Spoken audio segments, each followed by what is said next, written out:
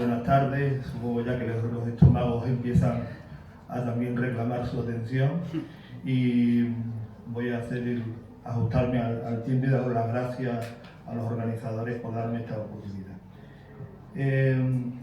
La confianza en que la naturaleza es predecible por la ciencia y controlable con la técnica nació en el siglo XIX, también se ha dicho, ahora se ha destacado la figura de Galileo, impulsada por la escisión entre la vida urbana y la realidad natural, junto con el avance sin precedentes de la tecnología, también se ha dicho aquí.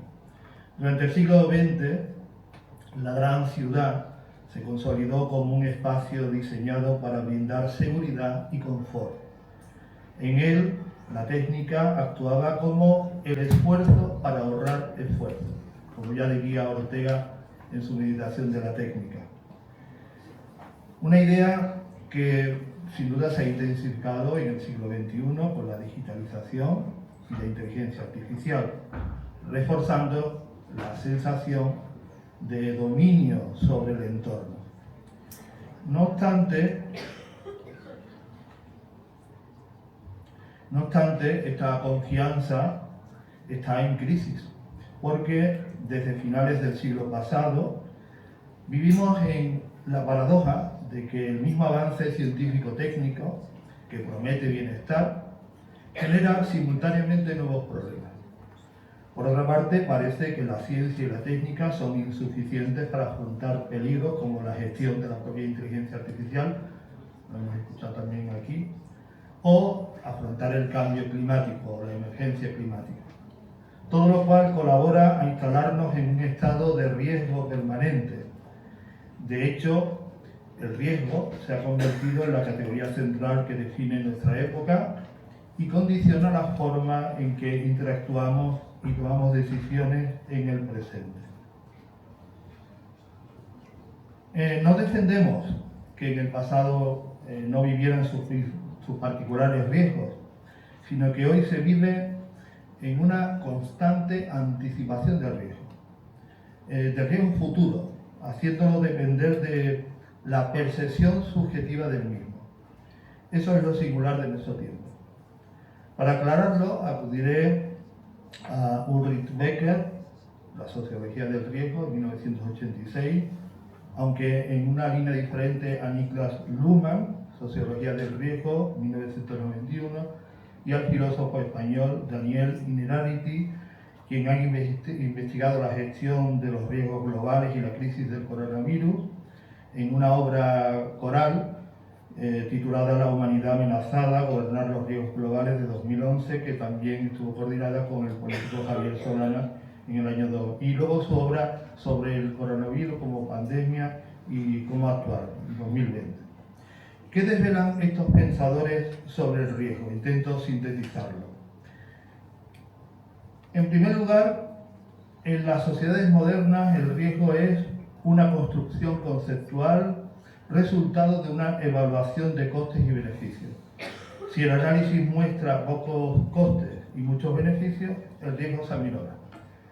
Si por el contrario aumenta los peligros, pues se agranda el riesgo.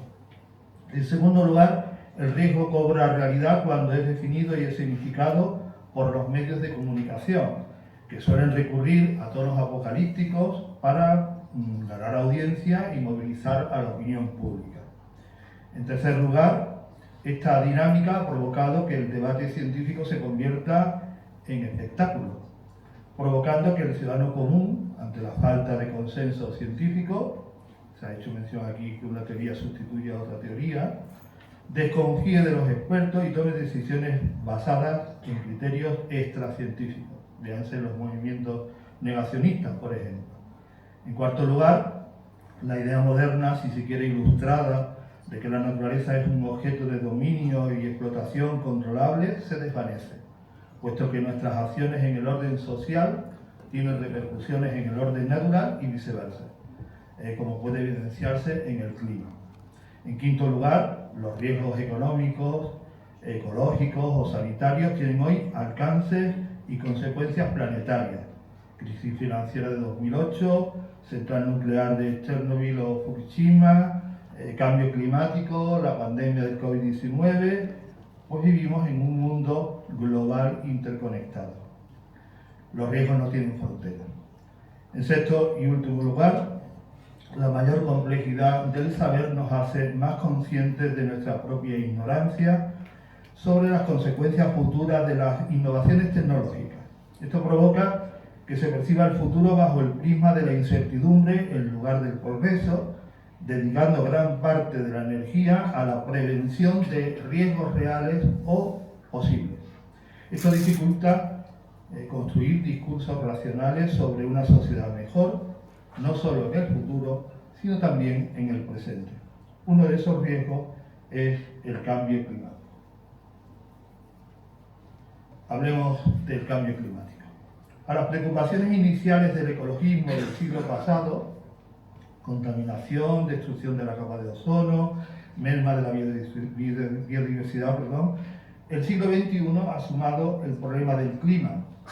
Fue Al Gore con el documental Una verdad incómoda de 2006 y más recientemente la mediática adolescente, impronunciable su nombre, lo digo tal como en español lo diríamos, Greta Thunberg, cuando el cambio climático como riesgo se ha convertido además en bandera ideológica y mercancía mediática.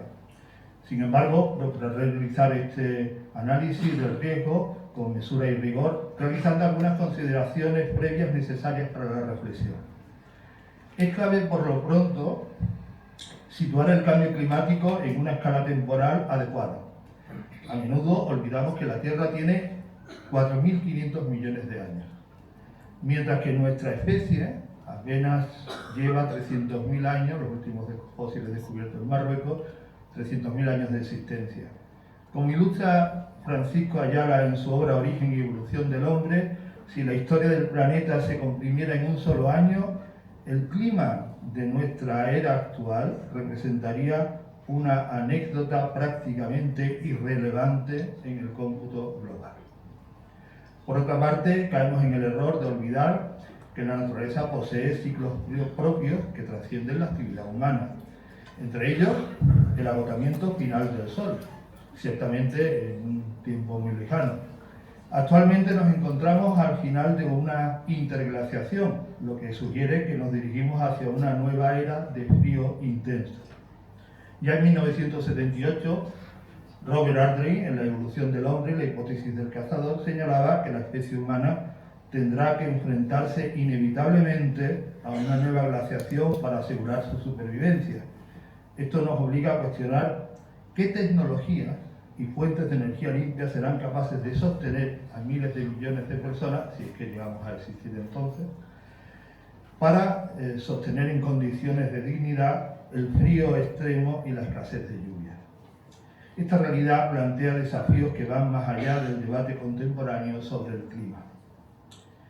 ¿Significa esto negar el orden antropogénico del calentamiento global por emisiones de CO2 de los últimos 175 años? ¿Proponemos o propongo abandonar el cuidado de la naturaleza? No. Se trata de cuidar sabiendo que nuestras posibilidades de actuación son limitadas. No somos dioses capaces de salvar, entre comillas, a la naturaleza de sus propios procesos intrínsecos. Y por otra parte, se trata de cuidarla, sí, cuidarla, sin convertirla en una suerte de diosa madre compasiva a la que hay que tributar adoración. Basta recordar que la naturaleza no tuvo piedad con los dinosaurios, ni por supuesto con otras especies homínidas extintas. No obstante, esto mismo nos invita y nos empuja, nos impele al imperativo ético de cuidar y conocer la naturaleza para cuidar a la persona, salvándola de los peligros que la propia naturaleza ocasiona y que también nosotros podemos ocasionar. Este imperativo ético, por tanto, pone el foco en la dignidad intrínseca de la vida humana, del humanismo que se ha hablado también aquí, e invita a reforzar los principios de participación democrática global, creando sistemas complejos institucionales de colaboración para afrontar los riesgos futuros, previsibles o no, de modo que ni la indolencia o la falta de diligencia ante los mismos tengan consecuencias funestas, ni el pánico o el miedo sirvan para atenazarnos y, olvidando por tanto el presente, poniendo en peligro libertades y derechos o ser terreno abonado para codiciosos y gente sin escrúpulos, a las cuales esta mañana también se han hecho bastantes referencias, no solo del occidente, sino también del oriente.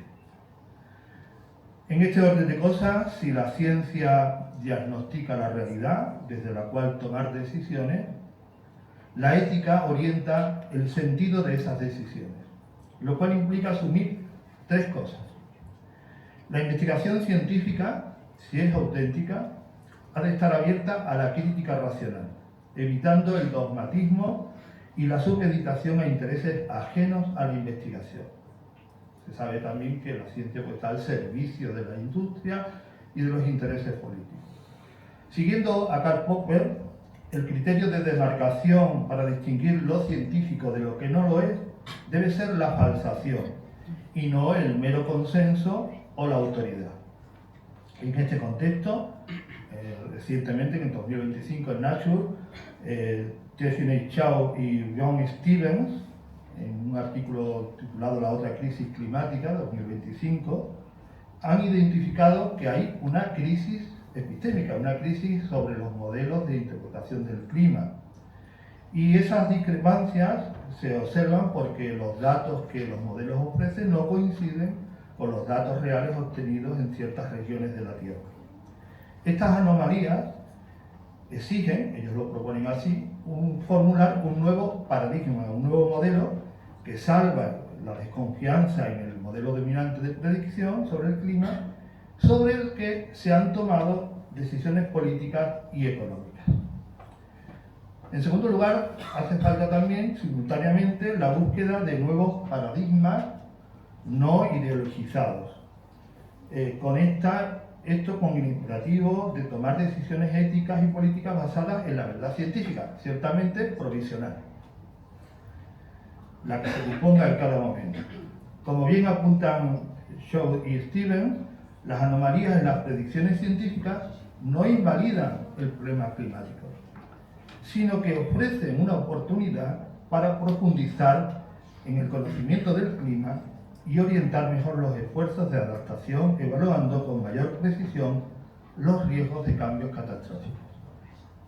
Tercero, en relación con esto último, el esfuerzo científico y técnico debe orientarse hacia la persona y su dignidad, en áreas o regiones concretas, evitando imponer leyes generales basadas en principios teóricos dogmáticos, no estrictamente científicos, que, entre comillas, salvan a la naturaleza a costa de la persona.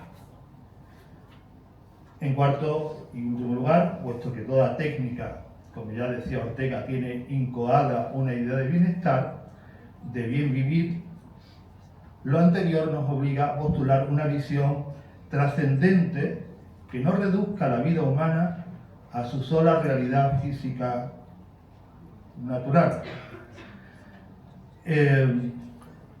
sino que ofrezca la esperanza de una vida personal abierta a su sentido último, o sea, abierta a su dimensión religiosa. Para ilustrar nuestra propuesta, transitando de lo meramente teórico a lo práctico real, veamos el proyecto de Manos Unidas, ejecutado desde 2024 a 2025, en el que he participado. Bueno, hemos participado, mi mujer está allí sentada al fondo. Hemos colaborado con este proyecto de la Chiquitania en Bolivia. El bosque seco chiquitano, ubicado en Concepción y San Ignacio de Velasco,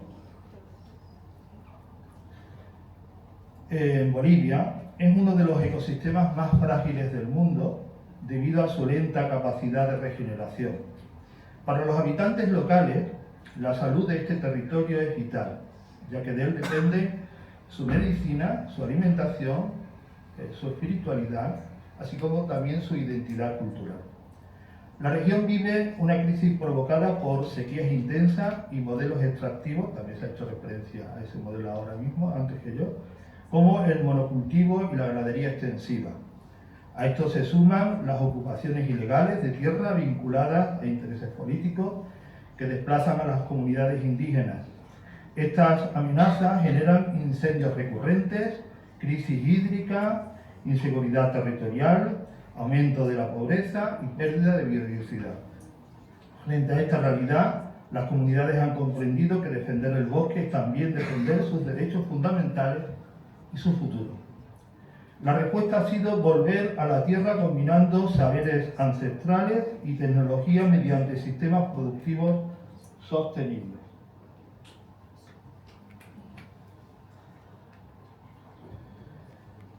¿Cómo? Pues introduciendo arbustos como el café y huertos diversificados para proteger el suelo y asegurar alimentos variados y nutritivos, innovando tecnológicamente como las picadoras de forraje para optimizar recursos, reducir costos y mejorar la eficiencia productiva, gestionando los riesgos, las comunidades saben exactamente cómo actuar ante un incendio o una sequía prolongada, así como aprobando leyes municipales de agroecología y recursos forestales no maderables. Este proceso ha sido liderado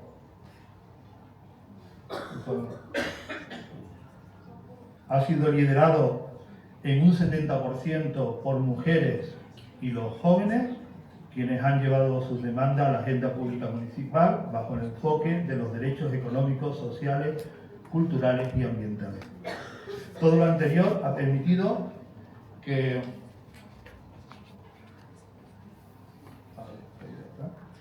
302 familias indígenas hayan estabilizado su economía de forma sostenible, fortaleciendo su autonomía. Además, 13 organizaciones indígenas inciden activamente en políticas públicas con enfoque de género y justicia ambiental. Concluyendo. Así pues, frente a la sociedad del riesgo descrita y del miedo ante el clima, este proyecto nos muestra, nos enseña que cuando las comunidades particulares en una región, o antes que se hablaba de la constitución de la tierra, ¿verdad? Pues cuando las comunidades se unen para defender su derecho a un ambiente sano, cada sistema, cada paso que se da agroforestal instalado y cada ley aprobada son semillas que dan frutos de libertad y dignidad. Frente al pesimismo, el optimismo de la voluntad. Desde esta perspectiva, se sitúa al hombre en una esfera sobrenatural, aunque no antinatural, que usa la naturaleza con inteligencia para vivir con dignidad. Es lo que ha hecho posible que sigamos existiendo, evitando sus peligros. Se apunta pues a una sociedad donde la vida personal, cuya radical diferencia con otras vidas naturales es la de ser capaz de amar, no quede limitada por la angostura de la realidad física, sino que sea anticipo de una realidad superior. Esta es la única forma, modestamente creemos, que no considerar un sinsentido el esfuerzo de hacer habitable la naturaleza para el hombre, porque si desde la perspectiva física todo quedará aniquilado, resuelto en la nada, sea por un cataclismo climático, o porque el sol se extinga, o porque el universo, igual que se ha expandido, se contraiga, entonces todo este cuidado, todo este esfuerzo resultará absurdo, completamente absurdo. Sin embargo, frente a la nada, si postulamos la religación con la ultimidad, la divinidad, por la que la humanidad se constituye en una fraternidad fundamentada en un Dios Padre que ofrece la esperanza en una realidad, como sabemos, que trasciende la propia naturaleza, entonces el esfuerzo tendrá sentido. Muchas gracias.